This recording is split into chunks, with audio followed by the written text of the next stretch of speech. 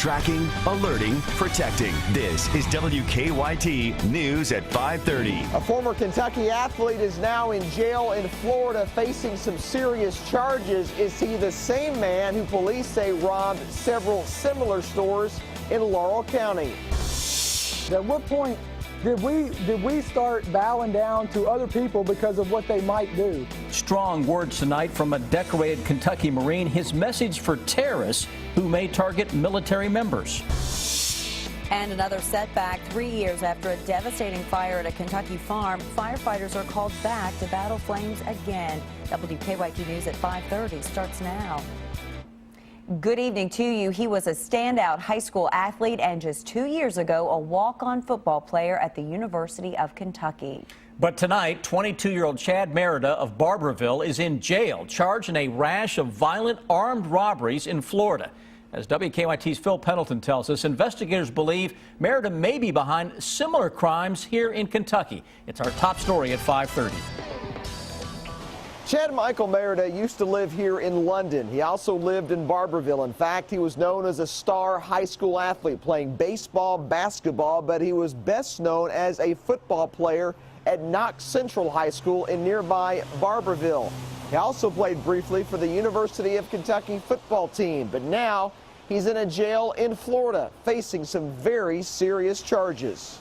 Merida was arrested in Hillsborough County, Florida, on charges of holding up a PNC Bank, a GameStop, and several convenience stores. I talked to police in Tampa. They tell me they had been working with authorities in Kentucky over similar crimes. This is surveillance video taken from a robbery at the GameStop in London, and police there believe it is Merida. A man matching that description also held up a Dollar General in Laurel County. Merida was a walk-on for the UK football team in 2012. In fact, according to his bio on UKathletics.com, joined the team in the spring. Hard worker who impressed the coaches with his toughness. Had 2 carries for 7 yards in the blue-white spring game. Chad Michael Merida is in the Hillsborough County Jail with a $319,000 bond. He's facing various charges of robbery, tampering with physical evidence, and assault with intent to commit a crime. He could face similar charges here in Kentucky. In Laurel County, Phil Pendleton, WKYT. Police in Tampa, Florida told us the FBI is also involved in this case. Police in London say they're working with law enforcement in Florida on filing charges against Merida on the crimes in Kentucky. 3 firefighters are recovering from burns tonight after a fire this afternoon at a home in Lexington. It happened about 1:30 on Delmont Drive off of Versailles Road. We're told the firefighters received first-degree burns while working the fire. All 3 were treated at the scene. The fire has been knocked down, but fire crews are still doing some cleanup work at the house tonight. We'll have a live report from the scene on WKYT News at 6. In our county-by-county coverage at 5:30, we are tracking stories from Boyle, Scott, and Madison counties. We begin in Boyle County, where fire heavily damaged a home late last night, and it's not the first time emergency crews have been called to that property. The fire happened at a farm on Mitchellsburg Road just 3 years ago. 19 horses died after a barn fire at the same farm. Firefighters say the fire last night started in the chimney, then spread into the living room. The family was inside at the time, but was able to get out. Firefighters tell us this time they're just glad that no people or animals were hurt. The family, I believe, was just mostly glad that everyone was okay and for what our fire department was able to salvage of their home. I say it's always a good day when no one's hurt, and thankfully no lives were lost of any sort in this fire. Firefighters believe the chimney was in poor condition and had separated from the house prior to that fire. A disturbing story out of Scott County, where a Georgetown man is facing serious charges tonight after police say he attacked his own daughter, a woman, and a 3-year-old child. 30-year-old Eddie LeVar Payton is charged with criminal abuse, wanton endangerment, menacing, and resisting arrest. The Georgetown Graphic says it all stems from a domestic disturbance at a home on Scroggin Park Drive. According to the paper, a police report report says Peyton choked the woman, hit his daughter's head against a door, and punched the 3-year-old in the stomach. He's pled not guilty to the charges. And in Madison County, police have now made an arrest after a violent shoplifting. 39-year-old Jackie Isaacs of Berea is charged with robbery. Earlier this week, Richmond police released photos of the suspects wanted in connection for the theft. Police say 2 women took items from Kohl's and left the store without paying for nearly $1,000 worth of merchandise. When a store employee tried to stop the women in the parking lot, police say one of the women hit the employee several times. The other woman is still on the loose. Another cold, rainy day and even heavier rain coming this way as we get in towards the weekend. WKYT's Chief Meteorologist Chris Bailey is tracking it all on the First Alert Defender. Chris? Yeah, another ugly commute out there for a lot of folks who are traveling, Sam, across central and eastern Kentucky. Take a look at our live sky cams from throughout the region, and all of those cams with a wet road and still some rain falling into parts of Lexington, Frankfort, and Covington. Those chilly temperatures Sam was talking about into the mid to upper 30s, 37 as good as it can get again today for a high temperature. We have a wind chill. It's down to 30 for Lexington and feels like an even freezing into Richmond and into Mount Sterling. Now to the rainy part of the program. Once again, live First Alert Defender tracking the steadiest, heaviest rains of today off to our east and northeast. Bluegrass region, there's a little bit of a hole in the precip now from Lexington south, though it's going to try to fill back in with some spotty showers.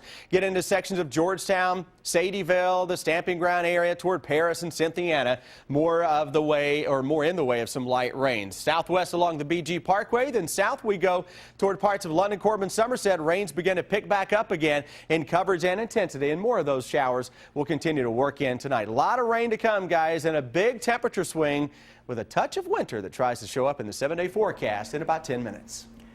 A Marine veteran and Medal of Honor recipient from Kentucky is making national headlines for his message to the terrorist group ISIS. Sergeant Dakota Meyer's comments came after the federal government issued a warning to U.S. service members and veterans that ISIS and its sympathizers may be tracking troops on social media. Jennifer Palumbo is at the live desk with what Meyer had to say today. Jennifer?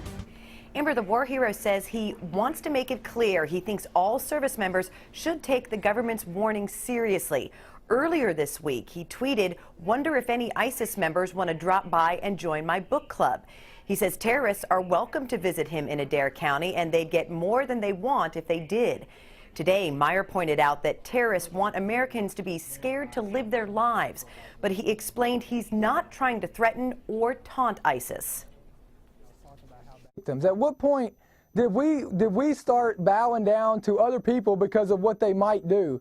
I mean, we're Americans. I mean, they're making these crazy threats of they're going to raise their flag above the White House. I mean, you know, they're not going to do it. There's no flag that'll rise above the United States of America besides the American flag. Dakota Meyer received the Medal of Honor in 2011, becoming the first Marine to receive the honor for valor in Iraq or Afghanistan. He was credited with saving the lives of 36 men during a Taliban ambush in 2009. The government is asking current and former service members to delete social media posts that could identify where they live and make sure their profiles are private. As of now, Dakota Meyer has not done either. At the live desk, Jennifer Palumbo, WKYT.